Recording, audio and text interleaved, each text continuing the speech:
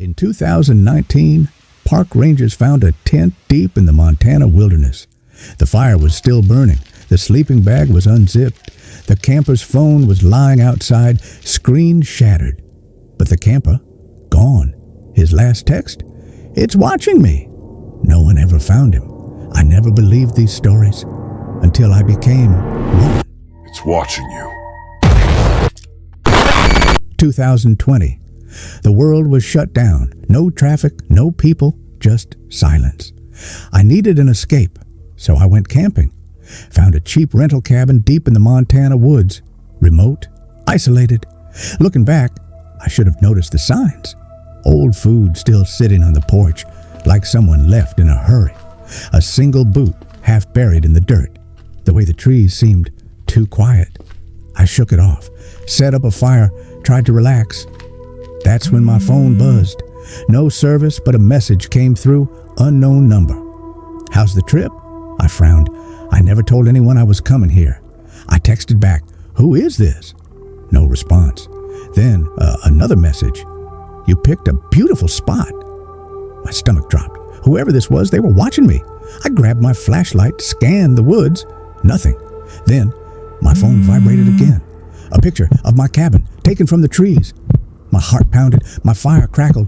The woods, silent. Then a flash, like a camera, somewhere in the dark.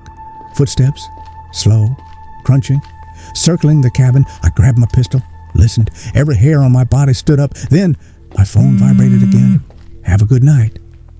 I ran to the window, gun raised, but no one was there, just the trees and the cold. Then I saw it, my footprints and someone else's. Too fresh, too close. They had been standing inches from my window, watching, but where did they go? I barely slept. At sunrise, I packed up, heart still pounding. As I zipped my bag, my phone buzzed one last time. Unknown number, a new picture. Not my cabin this time, my car. They had been standing by it, waiting. I ran, jumped in, sped away. As I hit the main road, I risked one last glance in the mirror. A figure stood at the tree line, watching, smiling, and then they waved. Every year, thousands of 911 calls report horrific screams echoing from the woods. No missing persons, no animals found, just voices crying out for help, then disappearing. Some cops say it's a prank. Others, they refuse to talk about it, because sometimes the people who hear those screams never make it back. I wish I never heard it either.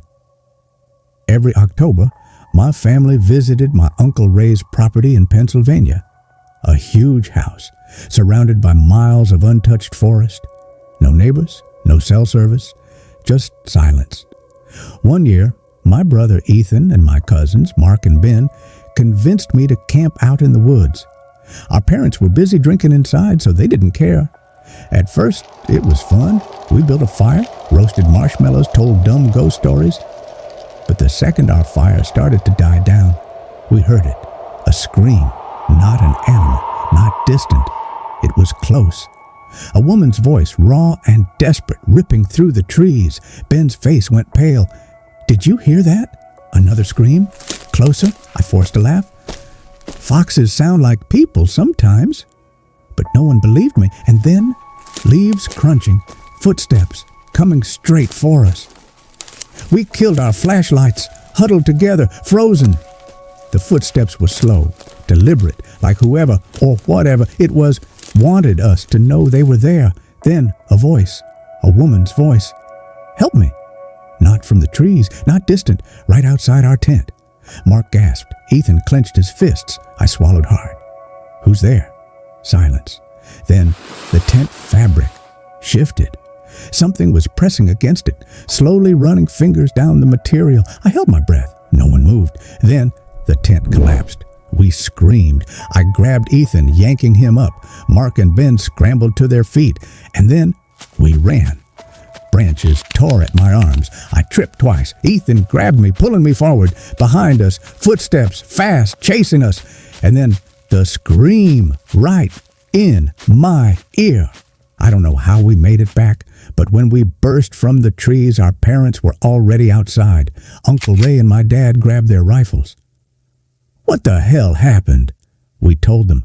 The screaming, the tent, the footsteps. They exchanged a look. Then, without another word, they walked into the woods. We waited 10 minutes, 20. Then, finally, they came back. But they looked different. "Go inside," Uncle Ray muttered. Now, that night, I couldn't sleep. Every time I closed my eyes, I heard it again. That scream. At 3 a.m., I got up for water. As I passed the window, something caught my eye. A figure standing at the tree line. I pressed against the glass. My heart slammed against my ribs. It was a woman, hair tangled, eyes wide, mouth slightly open. She didn't move. She just stared. Then, without a sound, she turned and walked back into the trees. The next morning, Uncle Ray said we were leaving early. No one argued. As we drove off, I glanced back at the woods, and there, standing at the edge of the trees, was the woman, smiling. 2 years ago, my uncle and I went camping at a secluded park in Tennessee. It was a peaceful spot. Hiking trails, zip lines, and a river running through it. The first night was perfect. Families around campfires, kids laughing, the ideal getaway. But on the second night, the staff told us we were the only ones left. At first, it was exciting, an entire campground to ourselves. We hiked, fished, and even listened to scary stories by the river. But as the sun set, something felt wrong. The woods seemed darker, heavier, my uncle muttered. "Feels like a dream, doesn't it?" It did. That night, as we sat by the fire, we heard a loud bang, like a tree falling coming from the river. We grabbed our flashlights and looked around. Nothing. Then another bang. Closer. The fire crackled, but the night felt eerily silent. No bugs, no wind. Just waiting. Then, footsteps. Slow. Deliberate. They circled the edge of our camp just beyond the fire's glow. "Hello?" my uncle called. No answer. Then a third bang, right behind our tent. We bolted into our truck and locked the doors, hearts pounding. We barely slept.